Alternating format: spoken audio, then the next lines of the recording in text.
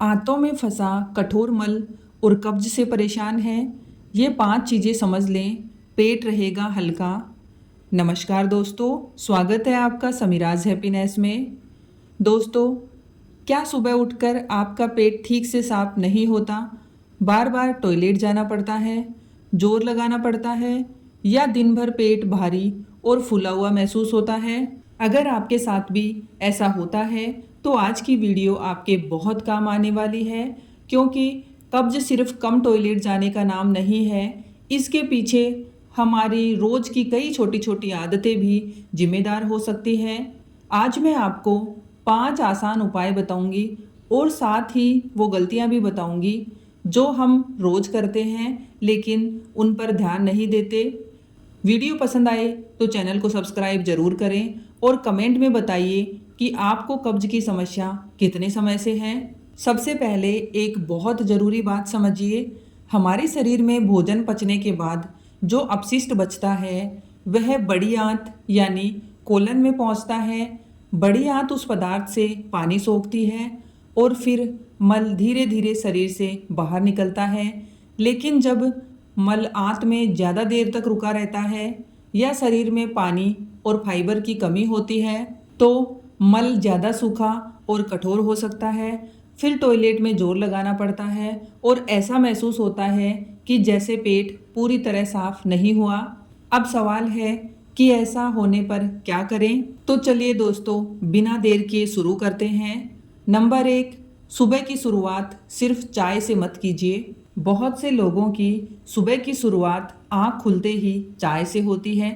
खासकर महिलाएं तो उठते ही घर के काम में लग जाती हैं और खुद के लिए पानी पीने का समय भी नहीं निकाल पाती। अगर आपको कब्ज की समस्या रहती है तो सुबह उठने के बाद सबसे पहले पानी पीने की आदत डालना एक अच्छी शुरुआत हो सकती है। आप चाहे तो गुनगुना पानी ले सकते हैं, इसमें थोड़ी सौंफ और जीरा डालकर पीना भी एक सामान्य घरेलू तरीका है। सौंफ और जीरा पाचन से जुड़ी हल्की परेशानी में कुछ लोगों को आराम दे सकते हैं, लेकिन इसे कब्ज की कोई जादुई दवा समझना गलत होगा। असली फर्क आपकी पूरी दिनचर्या से पड़ेगा। नंबर 2, नींबू शहद वाला पानी।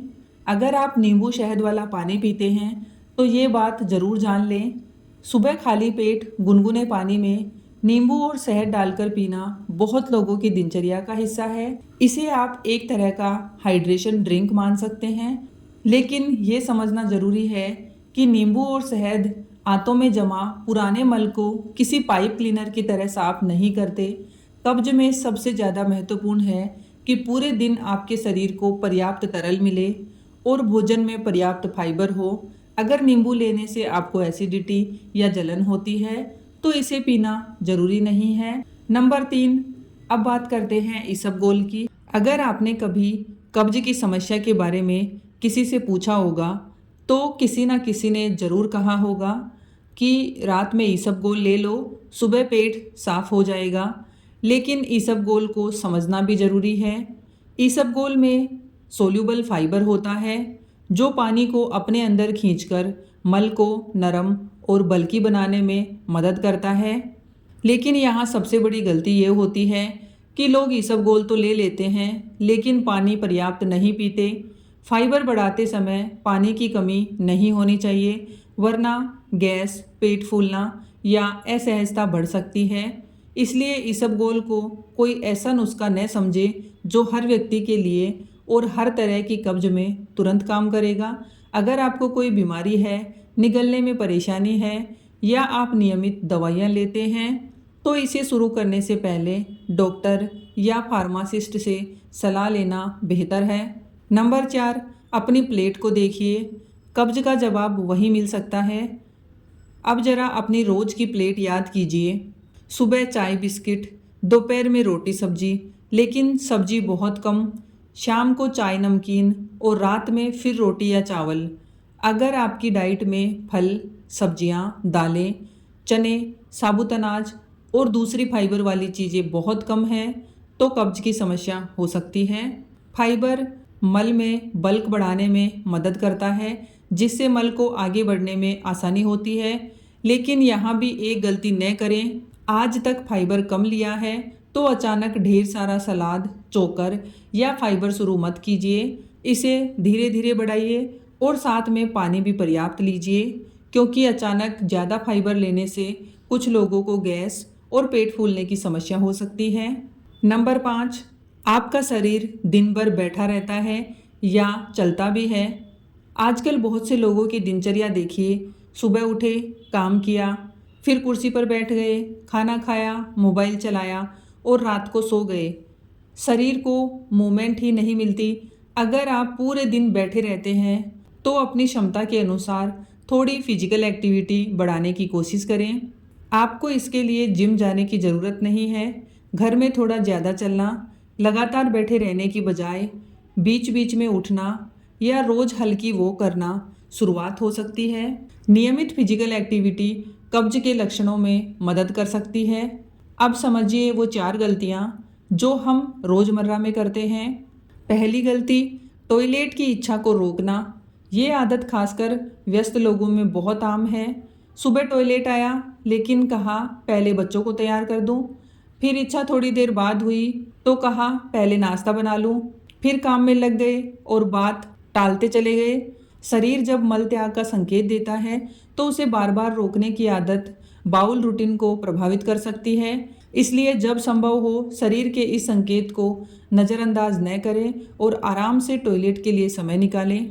दूसरी गलती, टॉयलेट में ज़रूरत से ज़्यादा जोर लगाना। कई लोगों को लगता है कि जितना ज़्यादा जोर लगाएंगे उतनी जल्दी पेट साफ होगा, लेकिन ऐसा करना सही नहीं है। अगर मल कठोर है तो बार बार जोर लगाने से परेशानी और असहजता बढ़ सकती है। बेहतर है कि भोजन, पानी, फाइबर और बाउल रूटीन पर ध्यान दिया जाए। टॉयलेट में बहुत देर तक मोबाइल लेकर बैठना भी अच्छी आदत नहीं है। तीसरी गलती, दिन भर पानी पीना भूल जाना। कई महिलाएं सुबह से घर के काम में लगी रहती हैं और दोपहर तक याद ही नहीं रहता कि पानी कब पिया था। फिर शाम को सिर दर्द या थकान महसूस होती है।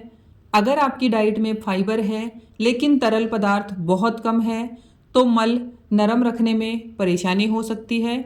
इसलिए पानी की बोतल अपने पास रखें और दिन भर थोड़ी थोड़ी मात्रा में पानी लेते रहें।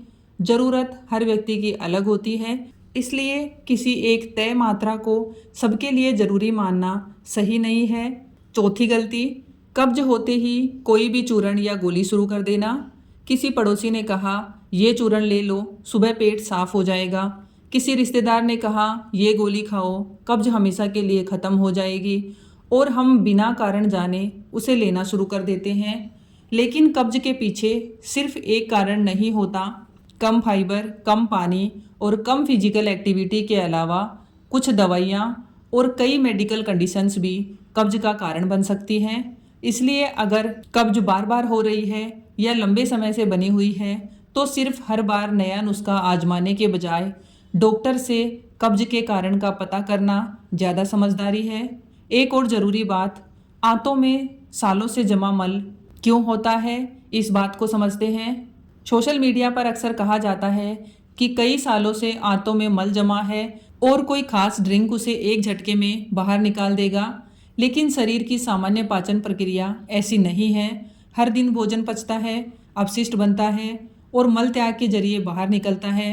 कब्ज में मल ज़्यादा कठोर या कम बार हो सकता है, लेकिन इसे सालों से जमा गंदगी कहकर डराना सही नहीं है।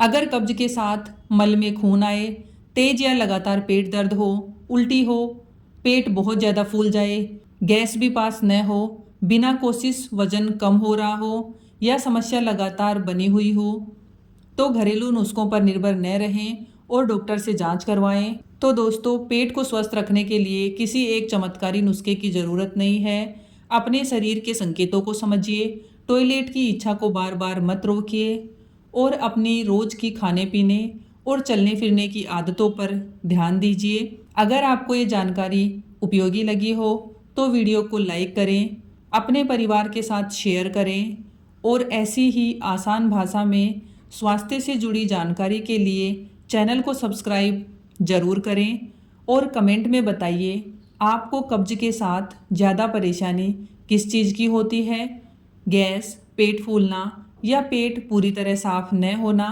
धन्यवाद दोस्तों। मिलते हैं अगली वीडियो में।